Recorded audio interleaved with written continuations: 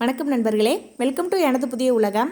இன்றைக்கி நம்ம வீடியோவில் பீர்க்கங்காய் தோல் வச்சு ஒரு சூப்பரான துவையல் ரெசிபி தான் பார்க்க போகிறோம். என்னோடய ஸ்டைலில் எப்படி செய்யலான்னு பார்க்கலாம் வாங்க.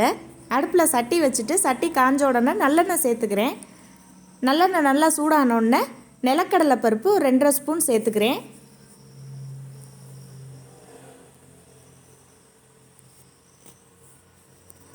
நிலக்கடலை பருப்பு நல்லா வறுபட்டு வரணும்.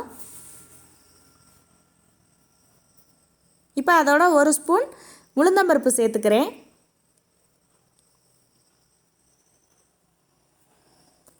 ரெண்டும் நல்லா பொன்னிறமாக செவந்த உடனே வரமிளகா நல்லா காரத்துக்கு ஏற்ற மாதிரி ஒரு 5-6 மிளகா தாராளமாக சேர்த்துக்கிறேன். பெருங்காயம், கட்டி பெருங்காயத்தில் ஒரு பீஸ் போட்டுக்கிறேன்.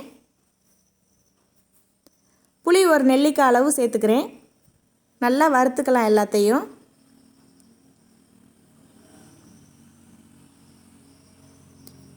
கட்டி பெருங்காயம் எண்ணெயில் போட்ட உடனே இது மாதிரி அப்பளம் மாதிரி பொரிஞ்சு வரும். தூள் பெருங்காயத்தோட கட்டி பெருங்காயம் நல்லா வாசமாக இருக்கும். இப்போ அதோட ஒரு 7-8 பல் பூண்டு பல் சேர்த்துக்கிறேன். சின்ன வெங்காயம் ஒரு 5-6 வெங்காயம் கட் பண்ணி சேர்த்துக்கிறேன்.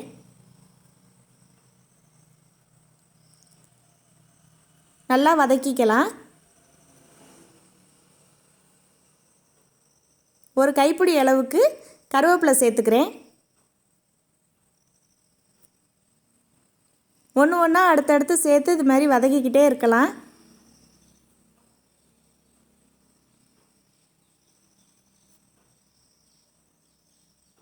இப்போ அதோட கட் பண்ணி க்ளீன் பண்ணி வச்சுருக்கிற பீர்க்கங்காய் தோல் நல்லா பொடி பொடியாக கட் பண்ணி அதோட சேர்த்துக்கிறேன்.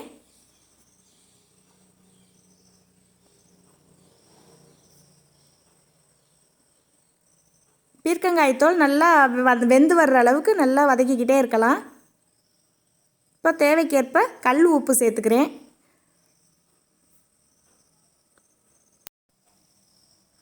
நல்லா சுருள வதக்கிக்கிட்டே இருக்கலாம். இப்போ கொத்தமல்லி தழை ஒரு கைப்பிடி அளவு சேர்த்துக்கலாம்.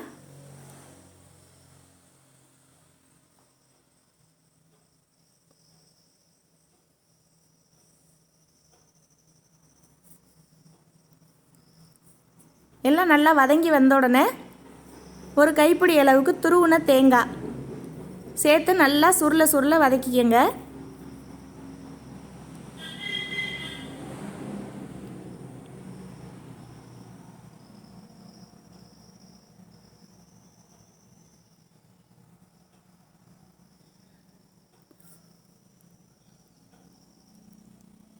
எல்லாம் வெந்து நல்லா இந்த அளவுக்கு வதங்கி வந்த உடனே இதை இறக்கி ஒரு தட்டில் மாற்றி ஆற வச்சுக்கலாம்.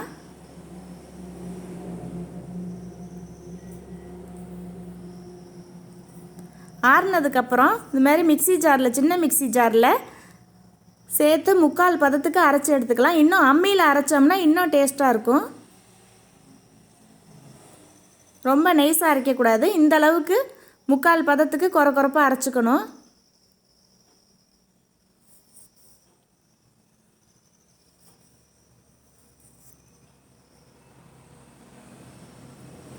கையில் எடுத்து உருட்டையில் இந்த பதத்துக்கு இருக்கணும். இது சாம்பார் சாதம், தயிர் சாதம், வெரைட்டி ரைஸ்க்கெலாம் சூப்பராக இருக்கும். சூடான சாதத்தில் 1 ஸ்பூன் போட்டு நல்லெண்ணெய் இல்லாட்டினா நெய் விட்டு சாப்பிட அட்டகாசமாக இருக்கும். இதே முறையில் செஞ்சு பார்த்துட்டு எப்படி இருக்குன்னு சொல்லுங்கள்.